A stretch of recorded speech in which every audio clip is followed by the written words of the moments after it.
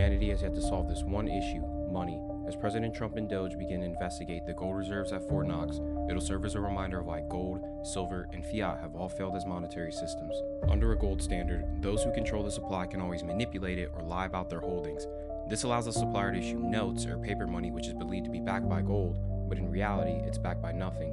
Because carrying large amounts of gold is impractical, paper notes were introduced to facilitate transactions, allowing people to exchange them for a set amount of gold. However, bankers quickly realized they could exploit this system by issuing more notes than they had in gold reserves, creating a supply of money backed by nothing, which is essentially a form of fraud. This allowed them to earn interest on money created from nothing and is more commonly known today as fractional reserve banking. Silver was a more practical currency since it was more abundant, making everyday transactions easier. However, silver coins were frequently chipped down, melted, and used to create counterfeit coins. This is why modern coins have ridges to prevent tampering. Both of these systems came to head in the presidential election of 1896. William McKinley, the gold standard candidate, versus William Jennings Bryan, the silver candidate.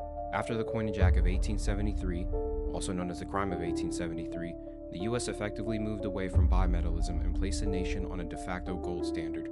This led to a sharp decline in silver's value and reduced the money supply, causing deflation. Creditors, banks, and the wealthy who held gold saw their influence over the money supply increase, while on the other hand, farmers, laborers, and those in debt suffered as their debts became harder to repay due to deflation. Silver would eventually make somewhat of a comeback with the Bland-Allison Act in 1878.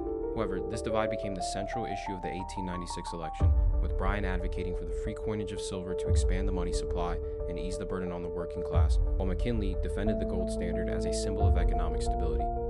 McKinley would later go on to win the race, inching us closer to the system we have today. Now, we have a fiat system where our money is backed by nothing. It's important to note that all fiat systems fail over time, since increases in the supply of money erode purchasing power. Today, we're all seeing that with inflation, which has created a crisis of affordability. All of the wars, bank bailouts, and reckless government spending that have fueled a massive federal deficit weren't solely paid for by taxes, they were financed through the silent tax of inflation. What is a solution? You may disagree, but the answer is obvious once you study it.